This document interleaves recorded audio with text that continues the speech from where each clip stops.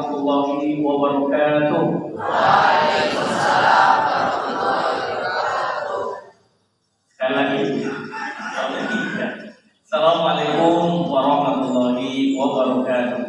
Waalaikumsalam warahmatullahi wabarakatuh. Alhamdulillahilladzi ja'alana minal muslimina kafah.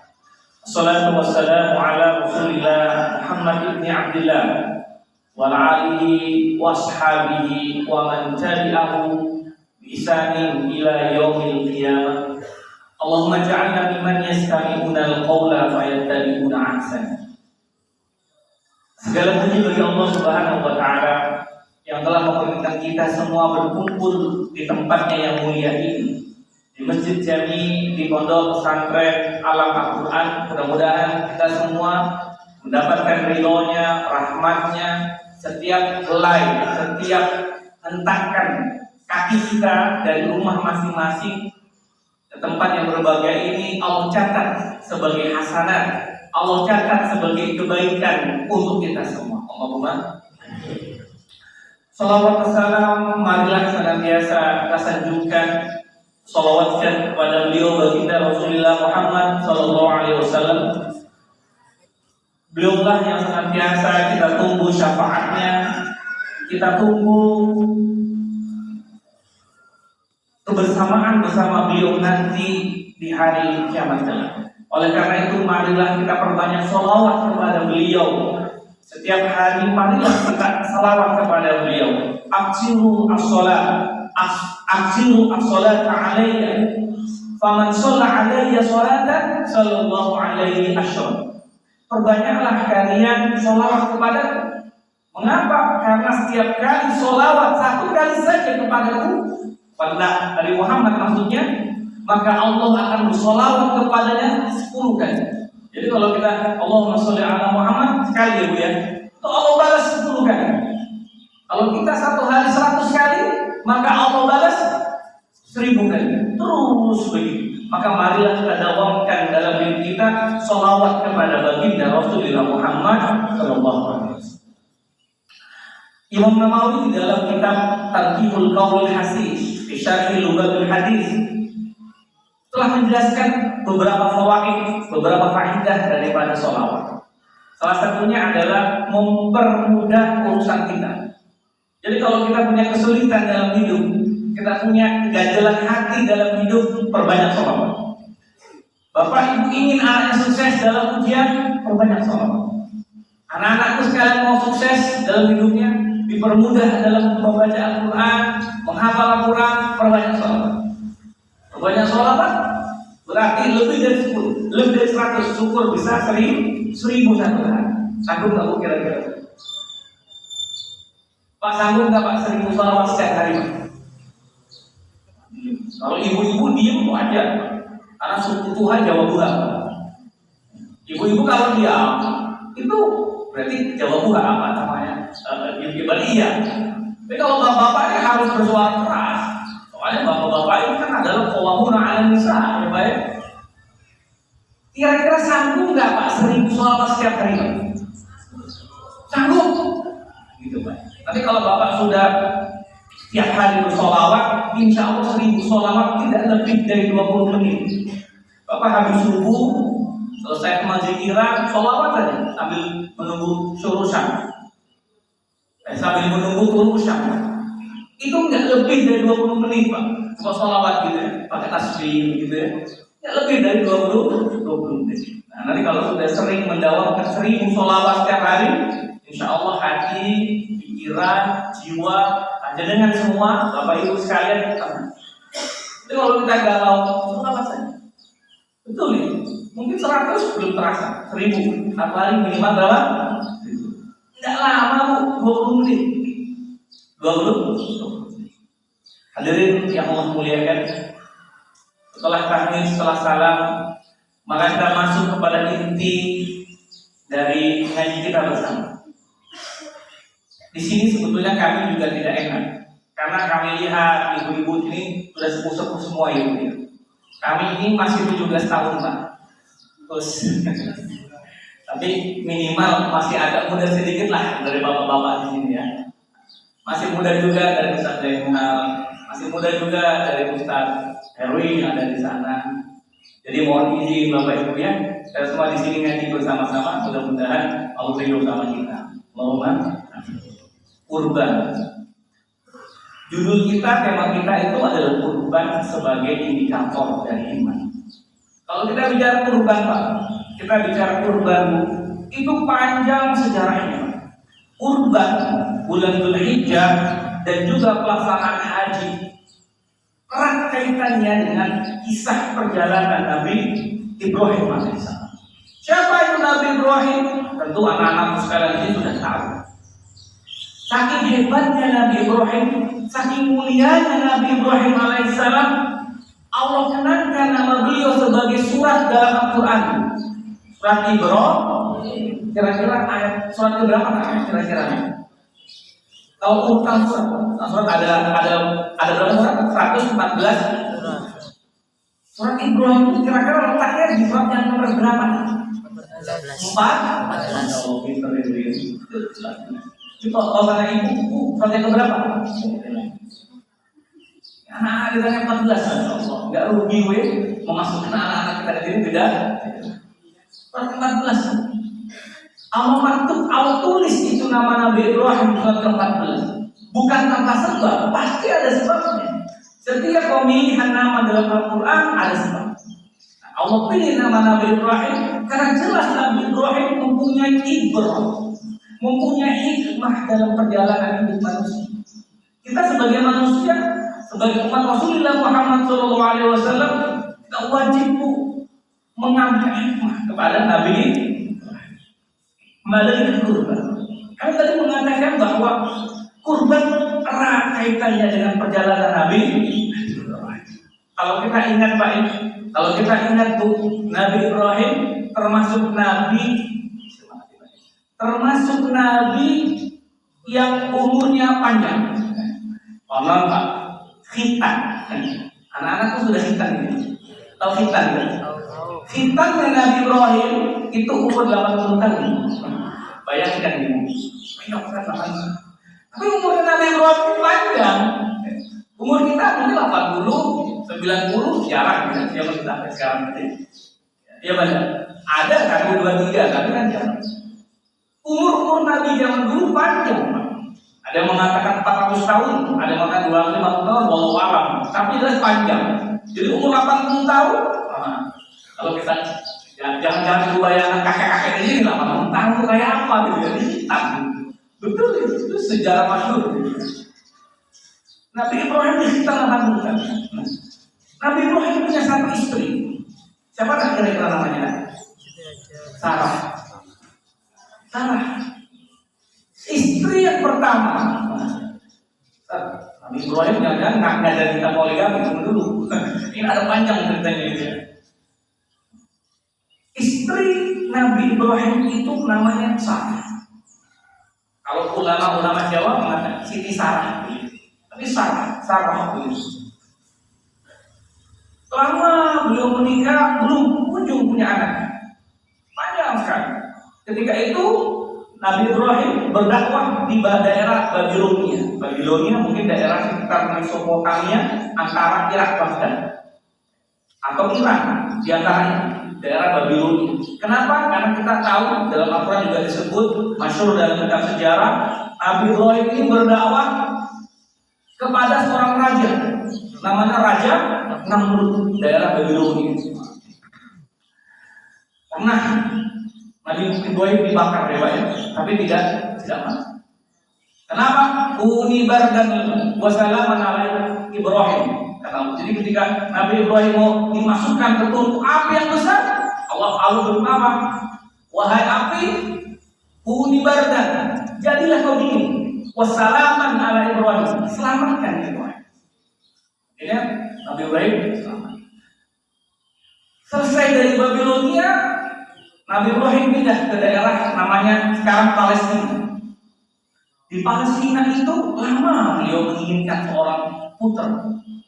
Ternyata Sarah belum bisa memberikan putra kepada Nabi Ibrahim. Walaupun nanti ketika sudah sudah tua begitu, Sarah juga melahirkan anak, namanya Nabi Ishak.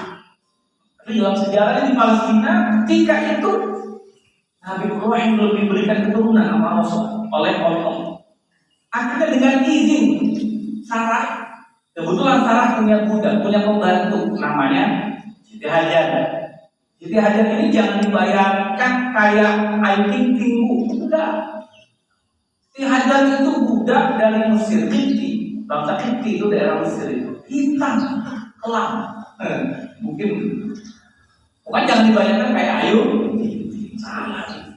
Nabi Ibrahim itu nikah dengan Siti Hajar. Siti Hajar itu bangsanya bangsa Kipti. Kipti itu daerah Mesir, Ethiopia. Tahu ya Bu? Nah, daerah situ.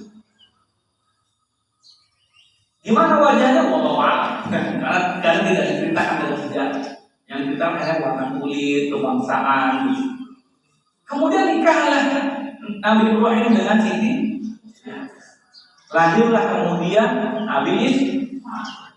Ketika itu, ini kita masuk dalam suasana keluarga ini. Ada kecemburuan dalam diri Siti Sarah. Nabi Ibrahim tahu hal itu. Akhirnya Nabi Ibrahim, Sarah minta kepada Nabi Ibrahim agar membawa Siti Hajar dan anaknya Ismail yang masih kecil untuk menjauh dari Palestina. Karena Nabi Ibrahim tidak tega dengan Siti Sarah, akhirnya dibawa itu Siti Hajar dan anaknya Ismail. Kemana dibawanya? Tidak tahu Nabi Ibrahim. Nabi Ibrahim hanya mengikuti ontak yang terus berjalan. Setelah lama sekian bulan berjalan, sampailah beliau di suatu tempat padang pasir yang tandus yang dikelilingi oleh gunung-gunung berbatuan. Sulit menemukan warna hijau-hijau seperti itu. Di Indonesia itu benar-benar surga ya Pak. Orang Arab itu kalau menyebut Indonesia itu jannah begitu. Kenapa? Karena kalau kita melihat Quran, jannatun tajri fil anhar, jannatun tajri fihal anhar. Kalau kita lihat ke daerah puncak, kan orang Arab suka puncak itu. Dia melihat gunung-gunung gitu ya. Warna hijau, bawahnya sungai mengalir. Itu orang Arab kalau bilang jannah, surga. Karena gambaran surga itu ada di Indonesia. Masya, kita itu di Indonesia itu nggak sadar kalau kita itu sudah hidup di dalam surga. Itu kalau gambaran secara umum saja. Tapi jangan kita juri kebun-kebun yang indah yang berjalan di antaranya apa? Sungai-sungai. Coba lihat ibu ke gunung itu. Dari atas gunung kadang-kadang melihat air yang mengalir itu. Indonesia Pak. Di Arab nggak ada Pak. Arab Saudi, Timur Tengah itu gersang. Saya yakin Bapak Ibu sudah banyak yang haji, sudah banyak yang umroh ya, sudah melihat sendiri gimana di sana keadaannya itu. Gersang Pak. Sungai hampir tak ada Pak. Sekarang saja ya sudah mulai turun hujan. Dulu tidak ada. Berabad-abad lamanya tidak pernah turun. Kalaupun turun sangat jarang. Kembali lagi ke kisah Nabi Ibrahim. Sampailah beliau itu di suatu tempat, suatu buk'ah, tempat yang mana sangat bagus. Hal ini diceritakan oleh Quran ya. Kalau kita melihat nanti gitu ya, buka surat Ibrahim ya, itu dijelaskan. Kemudian sampailah di situ Nabi Ibrahim berteduh di suatu pohon. Jadi di situ cuma ada satu pohon Pak. Berteduhlah Nabi Ibrahim, Siti Hajar dan anaknya Ismail masih kecil di situ. Setelah itu Nabi Ibrahim teringat Siti Sarah dan bergegas kembali ke Palestina. Siti Hajar bertanya, wahai Ibrahim, apakah ini perintah dari Tuhanmu? Bagaimana tidak takut Pak? Seorang istri dengan anak bayi yang masih kecil, coba kita bayangkan ditinggal oleh suaminya di padang pasir yang gersang. Tidak ada orang Pak di situ Pak. Bayangkan ini. Saya ini gemetar ngomong ini ya. Saya mau bayangkan kalau anak istri taruh di situ, kita tinggal. Saja apa tahu ini bawa istrinya ini. Coba bayangkan itu ditinggal di padang pasir sama anak yang kecil, ditinggal. Itu gimana perasaannya? Tapi Siti Hajar karena tahu Nabi Ibrahim adalah Nabi, ditanya sama Siti Hajar, wahai Ibrahim, apakah ini perintah dari Tuhan? Kemudian dijawab oleh Ibrahim, iya ini perintah. Akhirnya, ya sudah. Kalau ini perintah dari Tuhanmu, maka Allah yang akan menjaga saya dan anak saya. Ayah ditinggal bu. Bayangkan ditinggal itu saya baca itu. Saya baca sejarah tentang kebenaran tadi. Ada di tafsir itu juga disebutkan ketika menjelaskan tentang tafsir surat Ibrahim ya. Masya Allah. Kemudian dalam perjalanan Nabi Ibrahim ingat lagi kepada si besar anak. Kemudian berdoa itu ya. Masyhur dalam Al-Quran itu ya. Dalam itu berdoa Nabi Ibrahim. Agar apa? Agar Allahumma ja'al afidatan nasi tahwi ilaihim. Ya Allah, gerakkanlah hati orang-orang yang kalau nanti ada dalam ke situ tahwi ilaihim, condong kepada istri saya, kepada anak saya, anak keturunan saya, begitu. Warzuqhum minas samarat. Dan berikanlah mereka rezeki. Ya. Samarat memang kalau ditafsirkan buah-buahan, tapi beberapa ulama menafsirkan rezeki. Kenapa?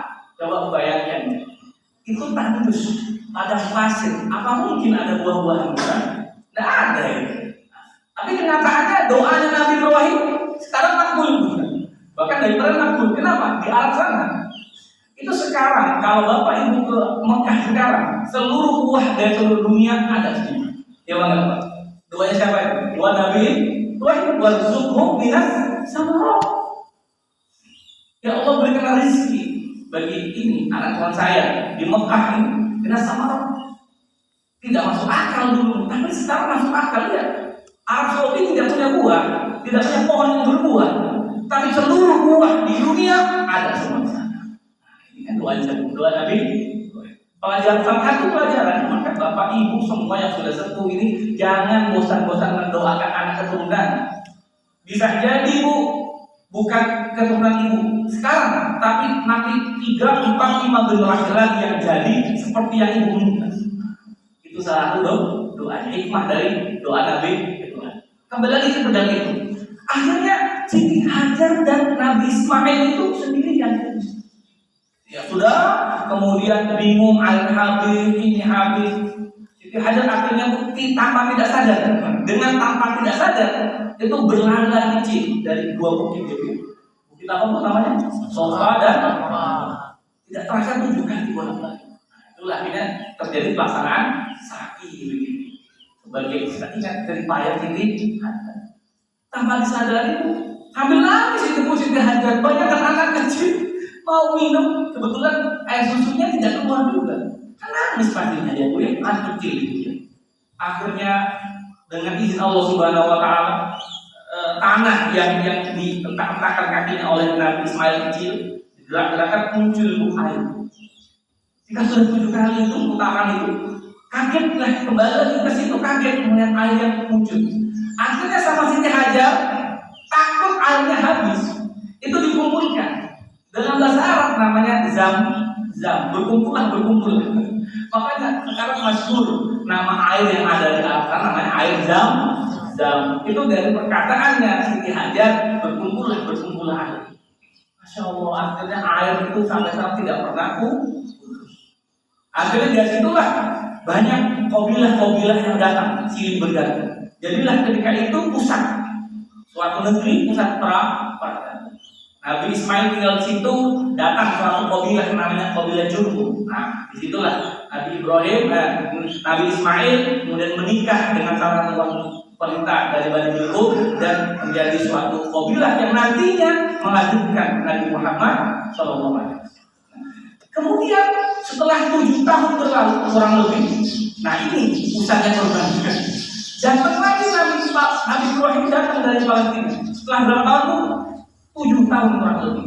Berarti kan 7 tahun itu anaknya sudah tataran SD gitu ya. Ketika sudah bertemu dengan anaknya, Nabi Ibrahim itu adalah Nabi yang sangat mencintai Allah. Pernah berkorban 3.000 kambing Nabi Ibrahim. Tapi sama Allah diuji lagi. Kenapa? Maaf, kadang jika itu diuji sama Allah dengan apa yang kita cintai dunia ini. Ternyata yang dicintai oleh Nabi Ibrahim ketika itu adalah anak. Karena anak ketika itu alhamdulillah punya segalanya. Nabi tidak punya anak. Dia cinta sekali Nabi Ibrahim sama istri. Akhirnya Allah menguji. Dalam surat Tofat itu ya dijelaskan gitu ya. 100 sampai ayat 111 dijelaskan gitu ya. Rabbi habli minas shalihin fabasyarnahu bi ghulamin alim. Setelah lahir itu Nabi Ismail sudah beranjak besar, apa yang terjadi setelah itu?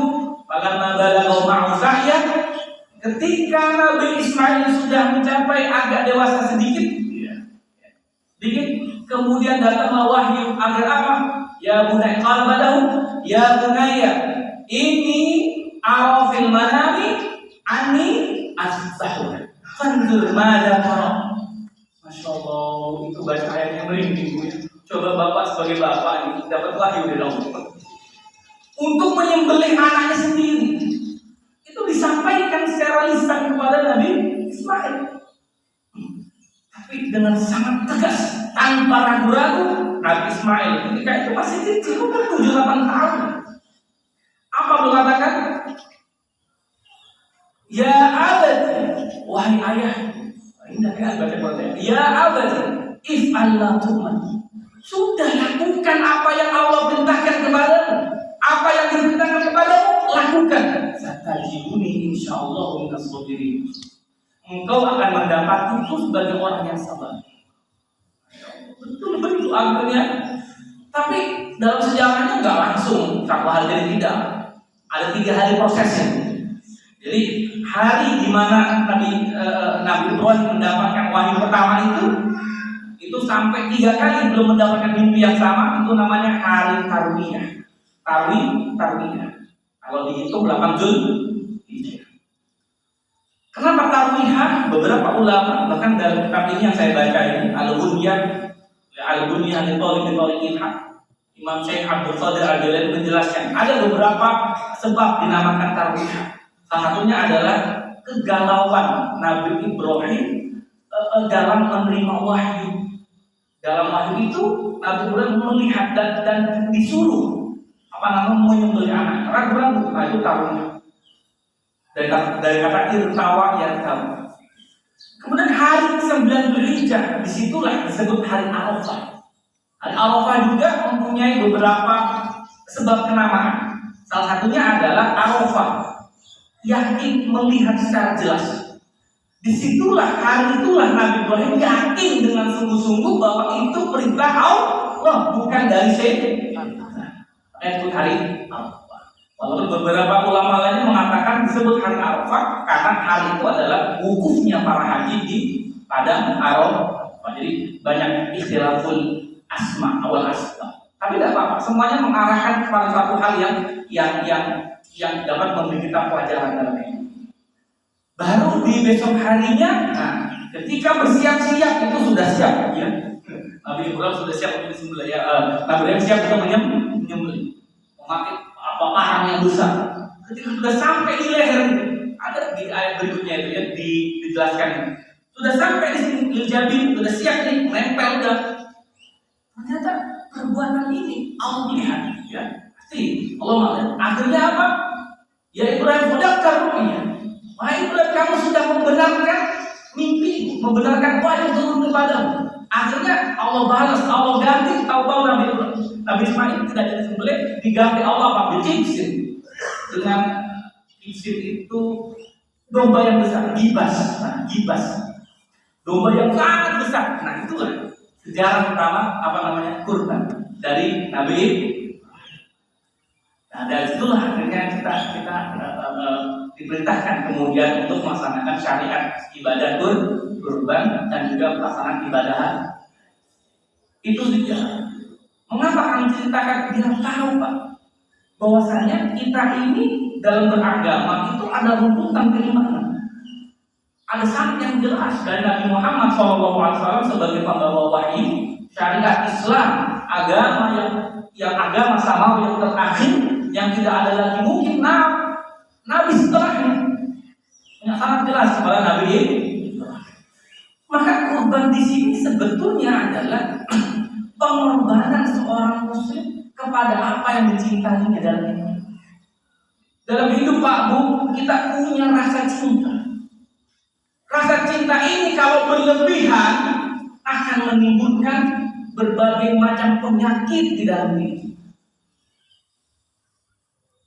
Penyakit ini kalau tidak disembelih, sembelih, penyakit disembelih. Kalau tidak dihilangkan, Bu, dia akan mendarah daging, melekat menjadi karat dalam hati kita, maka orang itu sulit mendengarkan hidayah yang masuk ke dalam jiwanya. Makanya salah satu hikmah untuk dalam kurban adalah apa, Bu? Menghilangkan sifat kebahagiaan dalam diri manusia. Cinta berlebih di dalam diri manusia. Hubbud dunia aksar di dalam diri manusia. Allah sembelih dengan cara apa? Menyembelih hewan kurban.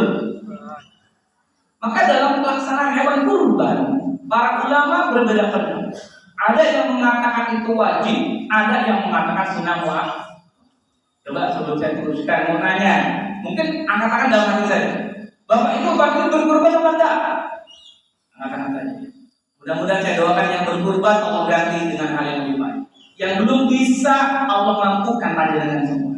Allah mampukan kita semua. Kenapa? Ternyata dalam ibadah kurban fawaid banyak sekali keuntungan, banyak sekali faedah yang bisa kita dapat. Kembali ke dalam hukum kurban ada dua. Yang pertama itu wajib. Golongan yang wajib adalah dari golongan ulama Hanafi. Jadi kita tahu ya, Imam Mazhab ada 4 yang masyhur. Kalau di dunia ada banyak, ada yang mengatakan 8, bahkan ada yang 12 mazhab. Tapi yang paling masyhur itu 4. Imam Hanafi mengatakan kurban itu wajib didasarkan kepada 2 hal. Yang pertama hadis sahih. Qala Rasulullah sallallahu alaihi wasallam, "Idza wajada sa'atan falam yudhi, idza wajada ahadun sa'atan falam yudhi, fala yaqrabanna musallana." Barang siapa dari umat yang mendapatkan sa'atan di sini bukan jam, maksudnya keluasan, kelapangan, lapang rezeki, ya, lapang ya pokoknya keluasan dalam harta. Falam yudhi, maka dia kemudian tidak mau berkurban, Pak. Fala yaqrabanna, maka janganlah sekali-kali siapa dia itu mendekati. Di situ ada nun taukid. Nun taukid itu penekanan, sungguh-sungguh. Maka janganlah sekali-kali dia mendekati musola, tempat sholat. Jadi musola itu ada tempat sholat. Beda, bisa kalau di Indonesia bisa masjid, bisa langgar, bisa surau ya mungkin. Saya kadang dulu bingung. Teman saya bilang begini, kalau apa? Ayo sholat, sholat boleh nggak dilanggar? Oh nggak boleh, saya bilang. Masa sholat dilanggar? Nggak boleh Pak ya. Ternyata langgar pengen sholat. Sholat dilanggar. Boleh Pak sholat dilanggar Pak? Sholat dilanggar kok boleh Pak? Ya betul aja Pak. Sholat dilanggar. Malah yang robain musola, jangan sekali-kali kau dekati musola kan, tempat sholat. Itu yang pertama hadis.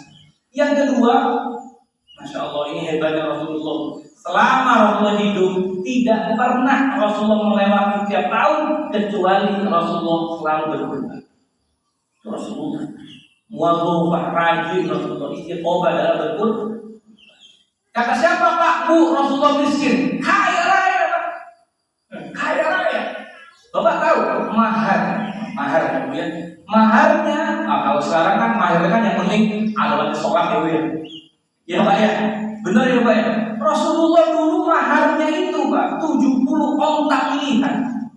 Onta pilihan kalau sekarang harganya 70 juta. 70 kali 70 berapa tuh? 49. Nolnya berapa? 2. Nolnya 2 tambah 6. Berarti berapa? 8. 4,9 miliar. Mahar Rasulullah kepada siapa? Siti Khadijah. Itu orang kaya pakai sini. Nah, diam Bapak. Saya ulangi Pak. Maharnya Rasulullah kepada Sayyidah Khadijatul Kubra itu 70 onta Pak. Ontanya itu onta yang biasa. Kalau onta biasa mungkin sekarang sekitar 30 sampai 35. Itu onta pilihan. Saya lupa dulu nama kasnya itu ada istilah khusus untuk menyebut onta spesial Nabi. Itu harga sekitar 70 sampai 75 juta. 70 onta, bayangkan. Satu onta yang 70 juta. 70 kali 70 berapa? 490 juta. Itu mahar itu banyak apa dikit kira-kira? Lebih ya, 70 juta dikali 70. Nah, itu berapa Pak kira-kira? 70 kali 10 saja berapa? 700. Kali 7, 4,9 miliar mahar yang Rasulullah. Kayak apa enggak Pak kira-kira Rasulullah? Kaya Pak. Kemudian di haji wada yang terakhir Rasulullah nanti menyembelih kurang lebih 100 onta. Berapa? 100 onta. Satu ontanya itu yang biasa 30 juta. Kalau satu berapa kita? 3 miliar. 3 miliar Pak. Jebret untuk kurban Rasulullah.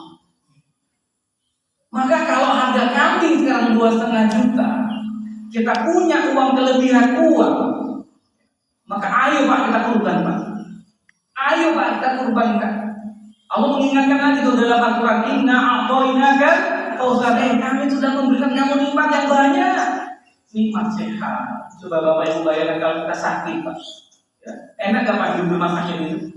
Nah, enak Pak. Bahkan kalau kita sakit mau sembuh lah bayar 10 juta itu juga sembuh. Dia Pak.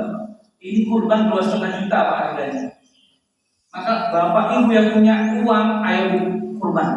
Belum terlambat. Karena kita masih berada di tanggal 4 Zulhijjah. Masih ada waktu untuk kita membeli kurban. Tapi kurban ini ada 4 syaratnya. Ada 4 syaratnya. Orang yang mau kurban ada 4 syaratnya. Yang pertama, sanggup memenuhi kebutuhan diri sendiri.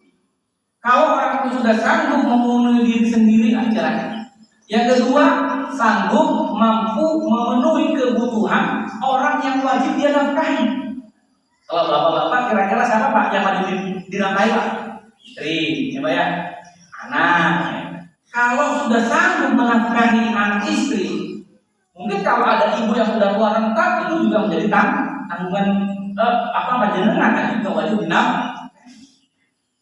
Kalau sudah mampu melewati dua ini adalah yang ketiga, mampu memberikan makan atau menyediakan makan untuk ahlinya, untuk keluarganya selama 4 hari, tanggal 10 Zulhijjah sampai 13 Zulhijjah. 4 hari ini dia kelebihan makanan, sanggup menafkahi dirinya, sanggup menafkahi keluarganya. 4 hari ini punya makanan dan terakhir dia mampu membeli hewan kurban. Maka itu dianjurkan untuk mengeluarkan kurban. Itu masih yang pertama, hukumnya wajib. Kalau wajib kan repot Pak. Ya. Siapa tahu dilarang kita ada kebutuhan ya Bu ya. Makanya ulama 3 ulama berikutnya Imam Syafi'i, Imam Maliki, Imam Hambali menyatakan kurban tidak wajib. Tapi hanya sunnah mu'akkad. Sunnah mu'akkad itu seperti sholat Idul Adha, sholat Idul Fitri. Jadi pahalanya itu kalau sunnah mu'akkad dia di atasnya, hampir mendekati wajib tapi tidak wajib. Kok begitu Ustaz? Iya, karena para imam juga punya dalilnya. Sama-sama hadis juga dari Rasulullah. Apa kata Rasulullah? Salasun hunna alayya faraidu wa lakum tatawwu. Ada 3 hal yang mana 3 hal ini wajib bagi saya tapi tidak wajib bagi kalian. Kalian berarti umatnya kalian, atau sifatnya tatawwu saja, sunnah saja. Salah satunya adalah kurban. Yang kedua sholat malam, tahajud. Itu wajib bagi Rasulullah. Makanya beberapa ulama menafsirkan tuh wa minal laili fatahajjad bihi nafilatan lak asa ayya ba'asaka rabbuka maqama mahmuda. Itu ayat yang ditujukan spesifik kepada Rasulullah. Itu artinya diwajibkan. Jadi wa'akim itu artinya wajib kepada siapa? Rasulullah, tidak kepada umatnya. Wah repot Pak, kalau wajib sholat malam diwajibkan, repot Pak kita Pak. Ya, malam ini siapa yang sholat malam? Wah dosa Pak. Kalau wajib, karena dia sunnah maka tidak mendapatkan dosa. Jadi kurban itu menurut Imam Syafi'i, Imam Hambali, Imam Maliki dia tidak wajib, dia sunnah mu'akkad. Yang punya tadi, yang punya kelapangan, ayo berkurban. Gimana cara kurban? Boleh rumah sendiri, boleh mengikut lingkungan keluarga, boleh di musola terdekat, atau boleh dekat ke pondok pesantren, atau boleh dititipkan ke lembaga yang terpercaya. Boleh nggak satu keluarga satu kambing? Boleh. Tapi tentu pendapat yang rajih, yang masyhur adalah satu kambing satu orang. Hadirin yang Allah muliakan, satu kambing ini, nah ini biasanya terjadi Pak, perdebatan di kalangan kita. Boleh nggak satu kambing ini sepertiganya untuk kita, sepertiganya untuk sekitar kita, handai kawan kita, sepertiganya untuk fakir miskin? Boleh atau tidak? Boleh. Jadi daging kurban itu sepertiga kita ambil untuk diri sendiri, boleh. Tidak ada yang larang. Namun, ada namunnya Pak. Yang lebih afdol ketika kita sudah berkurban, udah serahkan semuanya. Bahkan sedikit pun kita sebagai mudhahhi, sebagai orang yang berkurban, tidak usah mengambil daging kurban. Kenapa? Bisa jadi kita mungkin tiap tahun sudah sering merasakan daging kambing atau daging sapi. Ada jauh di sana, di pelosok desa sana, di ujung gunung sana, ada saudara kita yang bisa jadi belum pernah makan daging hidupnya. Itu kita kasih. Apa dalilnya? Wa'atimul ba'isal fakir. Berilah makan kepada orang-orang yang sengsara, orang-orang yang kesusahan, orang-orang yang dalam keadaan fukara. Itu yang artimu berikan makan. Itu ya Pak ya. Jadi kalau sepertiga boleh. Tapi yang lebih afdol itu memberikan semuanya kepada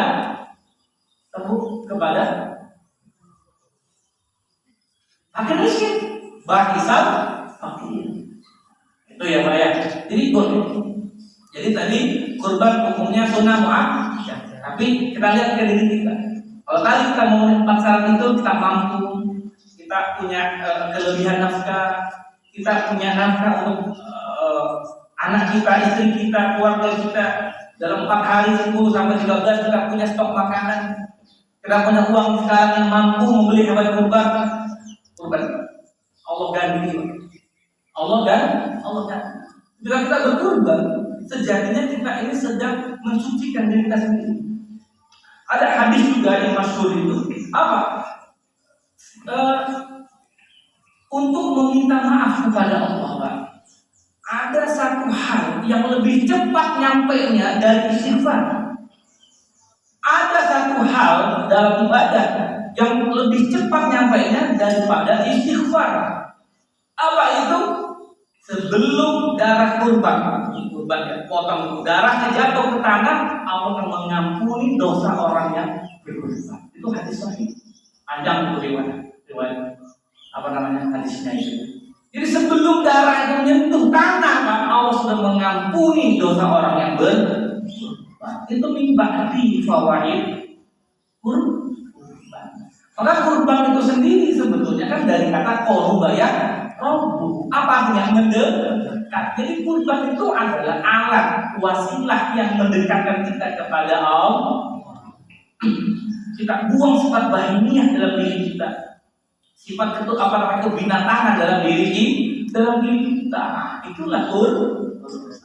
Maka usikum wa iyaya Allah, kami mengingatkan diri kami pribadi dengan semua ayo Pak Bu yang punya saat, yang punya kelapangan dalam diri, yang punya kelapangan di dalam hartanya, kurban syukur bisa tiap tahun Pak. Maka niatkan diri kita untuk senantiasa berkorban dalam setiap tahun. Mudah-mudahan Allah menerima semua amal ibadah kurban ini. Yang belum dapat ini niatkan untuk tahun depan Pak. Dengan cara apa? Menabung, ya Pak ya. Ada juga kan yang punya azan kurban ya Bu ya. Anda juga bisa mengikut azan kurban dan lain sebagainya. Minimal kalau tidak bisa sekali dalam umur hidup. Ustaz, saya belum akikah. Boleh tidak kurban? Beberapa ulama berbeda pendapat. Nah, jadi ini ulama kita ini beda pendapat. Bukan karena kelimpan. Memang Islam itu fleksibel. Ada ulama yang menyatakan di beberapa mazhab itu dahulukan dulu akikah, lalu akikah. Tapi beberapa yang lain mengatakan tidak ada hubungan antara akikah dengan kurban. Artinya kalau panjenengan semua bisa jadi belum diakikahkan, Bapak, di sini ada Pak yang belum dulu nikah lahir belum diakikah Pak? Ada Pak? Nggak usah jauh-jauh Pak. Kami belum. Bapak kami dulu belum mengakikkan kami Pak. Jadi kami ini nanti akan akikah ya. Tapi nggak perlu ganti nama. Jelas sama Yoga Dharma, akikah ganti nama. Nggak usah. Dan juga nggak usah perlu digendong, digunting lagi marahnya, kegedean. Nggak usah yang ada. Akikah saja, kambingnya saja, ya. Nggak perlu dimarhabatkan juga. Ya. Udah gede, udah dewasa apa? Digendong lagi cukur, wah itu terawan gitu ya. Berlebihan, bulu namanya. Dalam Islam itu ibadah boleh Pak, tapi tidak boleh berlebihan. Al-ghulu namanya Pak. Kalau berlebihan namanya israf tercela dalam agama. Dirinya bagus, dirinya baik, tapi tercela dalam agama. Tidak boleh ghulu, berlebihan. Jadi tidak ada kaitan antara akikah dengan kurban. Ada yang mengatakan akikah dulu baru kurban, ada juga. Ada juga pendapat yang mengatakan tidak ada hubungan antara akikah dengan kurban. Jadi lepas dengan belum akikah mau kurban, silakan tidak ada problem. Nanti kalau mau akikah, akan apa? Akikah itu pelaksanaannya tidak harus berbarengan dengan ibadah kurban. Boleh. Habis ini nih, Bapak punya uang pasar langsung akikah. Boleh. Ya. Malamnya keduren, undang saya jangan lupa. Kalau ke pasar boleh. Kalau enggak ya nggak usah. Itu ya Pak ya. Jadi antara akikah dengan kurban selesai. Dan kalau tidak usah kita banyak berdebat. Udah, ibu yakin yang mana? Mau pendapat yang pertama? Silakan. Bapak yakin yang mana? Pendapat yang kedua? Silakan. Tidak apa-apa. Yang penting jangan menunggu mampu untuk berkurban. Kadang kita ini kemenyi juga Pak ya. Bapak kemenyi itu susah saya. Orang Jakarta mau menjawab. Banyak kemenyi itu apa Bapak? Kemenyi itu apa? Terjemahan itu Indonesia. Kemenyi itu apa? Bu? Ya. Apa Pak? Kadang kita itu kemenyi juga Pak ya. Wah aku nggak kurban. Nanti aja kalau mampu. Jadi bahasa mampu itu nanti kalau udah punya mobil, kalau udah punya rumah gedung yang bagus, pakai mampu. Enggak Pak. Syaratnya cuma 4 tadi. Ya. Tidak ada syarat dalam itu harus punya mobil, harus punya tabungan sekian juta. Tidak ada Pak. Tadi apa Pak tadi syaratnya Pak? Yang pertama tadi sanggup menafkahi diri sendiri. Kedua sanggup mampu menafkahi keluarga, anak, ya, istri, ya, bapak ibu, kakek nenek. Terus punya persediaan makanan 4 hari. Tanggal berapa? 10 sampai 13 Zulhijjah. Terakhir mampu beli kurban. Tidak perlu menunggu kaya. Apa perlu definisi kaya itu? Ya, kita akan diingatkan dalam dunia pesantren, diingat oleh guru-guru yang al-ghina apa Bu? Ghina nafsi huwa a'lal ghina. Kekayaan abadi, kekayaan yang paling kaya, yang paling besar adalah ghina nafsi. Kaya diri, maksudnya apa? Qanaah. Imam Syafi'i itu ya. Imam Syafi'i itu pernah umur 16 tahun. 16 tahun ketika itu belum akil balik. Bulan Ramadan di hadapan para jamaahnya, di hadapan para murid-muridnya, Imam Syafi'i itu pernah minum. Saya temukan ini. Nyontohkan bunyi, bukan aus, nyontohkan. Imam Syafi'i mencontoh. Imam Syafi'i pernah minum Pak. Ketika itu bulan Ramadan. Kagetlah para jamaahnya, kagetlah para santrinya itu. Bertanya, ada satu orang murid bertanya, wahai Imam, 16 tahun Imam Syafi'i sudah jadi mufti. Mufti itu setingkat orang yang kalau sekarang grade-nya Al-Azhar. Mufti yang bisa memberi fatwa. Imam Syafi'i 16 tahun, 7 tahun hafal Quran. Imam Syafi'i 9 tahun hafal hadis Al-Muwatta. Tebal ini karyanya Imam Malik, gurunya dia. 9 tahun, 16 tahun jadi mufti. Minum Pak, kayak tadi saya minum dulu di hadapan para jamaahnya. Bertanya itu dari jamaahnya, wahai Imam, kok bisa Anda minum ini bulan Ramadan? Imam Syafi'i menjawab dengan malu-malu, maaf saya belum balik. Kalau belum balik berarti kan tidak wajib berpuasa. Masya Allah. Imam Syafi'i. Imam Syafi'i. Makanya mayoritas Indonesia itu mazhabnya mazhab Imam Syafi'i. Kalau Imam Syafi'i tadi berarti sunnahnya sunnah muakkad. Itu ya, Bapak Ibu ya. Tadi kita sudah tahu syaratnya bagaimana, sudah tahu apa hukumnya, maka semua kembali kepada kita. Kalau Bapak Ibu punya sa'ah, kelapangan dalam diri, lapang dalam harta, ayo subhanallah, minimal 1 kali dalam hidup kita, ayo kita berkorban. Nggak bisa tahun ini, tahun depan, niatkan dari sekarang. Mohon maaf Bu, bisa jadi dalam perjalanan Idul Adha besok maupun Idul Adha setelahnya, ya ada yang dipanggil di antara kita. Bisa jadi Bapak Ibu duluan, saya belakangan, atau saya belakangan, Bapak Ibu duluan. Bisa jadi, Pak. Bisa jadi. Niatkan dari sekarang kita mau berkorban. Minimal kalau saat ya alhamdulillah kebundut Allah kita sudah punya niat untuk berkorban. Selain kurban haji, Pak. Ya, karena kurban selalu jadi dengan haji, niatkan dalam diri kita untuk bisa berhaji. Saya kemarin dengar ngecek juga ke Kemenak. Masa tunggu Ponorogo itu udah 31 tahun. Jadi kalau saya Saja Ahmad Tony umurnya udah baru 30 kan ya? 30 tahun saja Ahmad Tony. Daftar haji sekarang 61 tahun. Sekarang nanti, Masya Allah. Ya. Bapak Ibu sekarang sudah 50 tahun, daftar haji 80 tahun, Masya Allah. Itu berat beda. Maka minimal anak-anak sekalian ini niatkan haji. Punya rezeki nah, kamu nggak usah minta harta sama Bapak Ibu nak. Ngomong ke Bapak Ibu, Pak, Bapak punya uang, daftarkan saya haji Pak. Jadi 10 tahun ya. Berapa tahun Pak? 40 tahun nanti. Sekarang umur 10 tahun, nanti 30 tahun. Berapa tahun Pak? Umur 40 tahun. Maka anak hadiahnya ibu ke anak udah hajikan gitu. Ya. Bayar kuota 25 juta ya Bu ya. Mudah-mudahan nggak naik ya. Karena saya dengar mau naik lagi, Masya Allah. Intinya adalah kita niatkan kurban, niatkan haji ke Baitullah. Dan bisa haji, bisa umroh saja.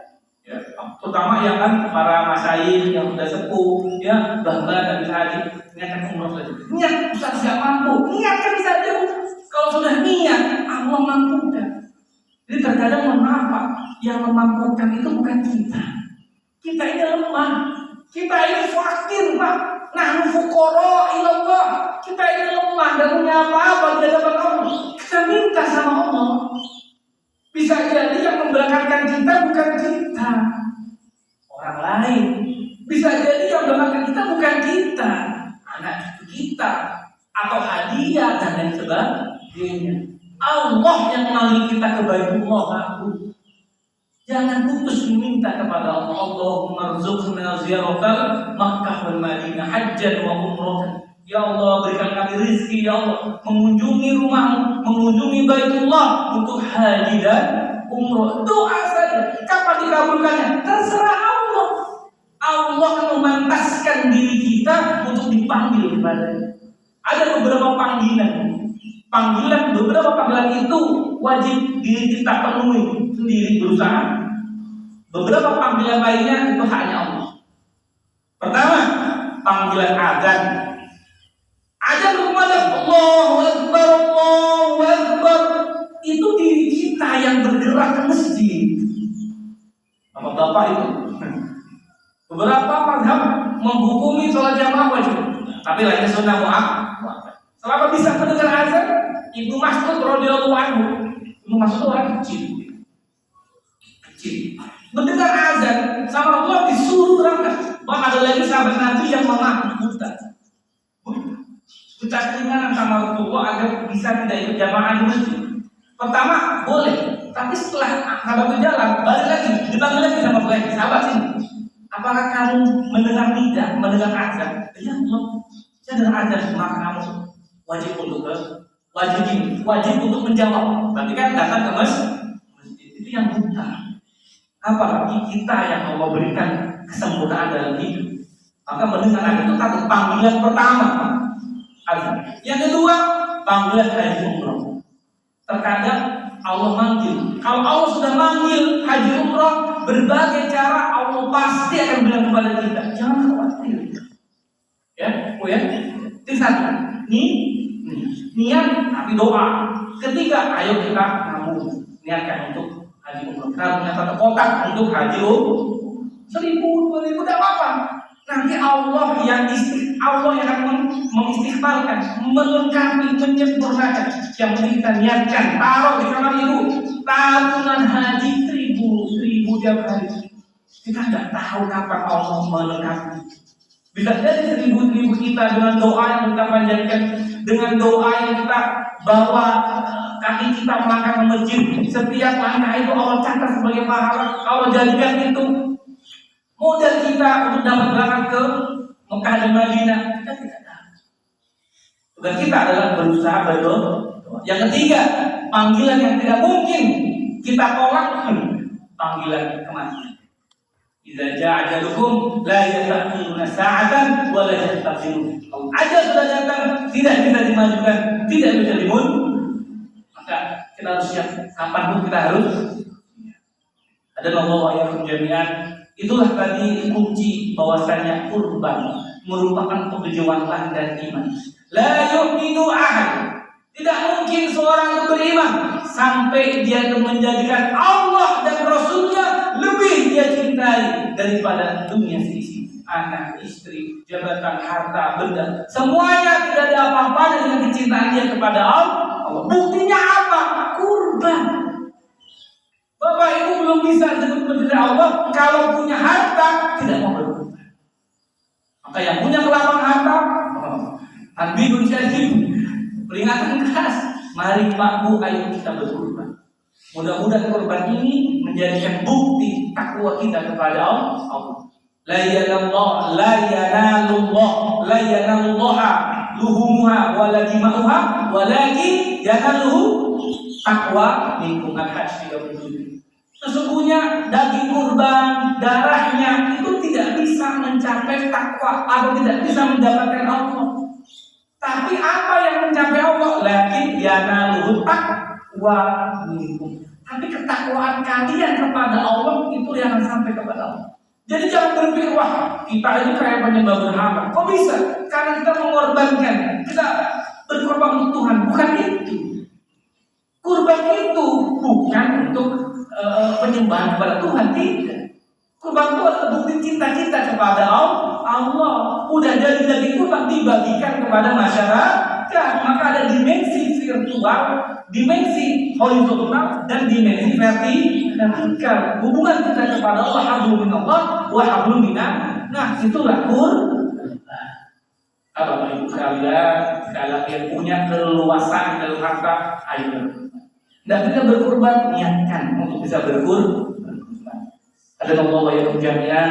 Ini yang dapat kami sampaikan, mudah-mudahan dengan bermanfaat.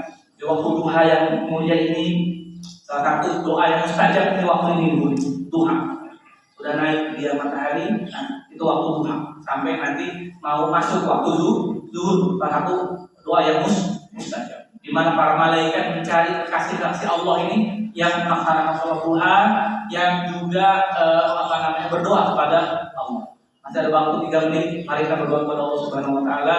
Mudah-mudahan Allah ridho kepada kita, memberikan rahmatnya untuk kita semua, menjadikan keluarga kita, anak-anak kita soleh-solehah semua, alim-alimah, hafid-hafid Al-Quran, dan kita semua dikumpulkan nanti kelak di hari kiamat bersama keluarga kita masing-masing. Al-Fatihah. Allahumma shalli wa sallim wa barik ala sayyidina Muhammad sayyidil awwalin wal akhirin sallim radhiyallahu ta'ala an kulli rasulil ajma'in. Alhamdulillahirabbil alamin. Nasyakirin hamdan na'imin hamdan ya rabbana lakal hamd. Kama yanbaghi li jalali wajhikal karim wa amin. Ya Rahman ya Rahim ya Ghaffar ya Shakur ya Aziz ya Jabbar ya Mutakabbir bi rahmatika ya arhamar rahimin. Rabbana zalamna anfusana wa in lam taghfir lana وترحمنا لنكونن من الخاسرين. اللهم اغفر لنا ولوالدينا وارحمهما كما ربيانا صغارا. اللهم اجعلنا من اهل العلم والتقوى واهل الخير والمعرفه واهل الحج والعمره الى مكه والمدينه واهل التوبه الى يوم القيامه برحمتك يا ارحم الراحمين. Allahumma nas'aluka ridhaka wal jannah wa na'udzubika min sakhatika wan nar. Allahumma arzuqna rizqan wasi'an halalan tayyiban mubarakan wa anta khairul rizqin. Allahumma arzuqna ziyaratal Makkah wal Madinah hajjan wa umratan bi rahmatika ya arhamar rahimin. Ya Allah, di pagi yang mulia ini limpahkanlah kebaikan, keberkatan, rahmatan, ridha-Mu ya Allah. Ya Allah, mampukanlah kami dalam menjalankan ibadah kepada-Mu ya Allah. Mampukanlah kami dalam berkorban untuk mencari ridha-Mu ya Allah. Mampukanlah kami mendapatkan haji dan umroh ya Allah dalam hidup kami, untuk diri kami, keturunan kami, anak-anak kami ya Allah.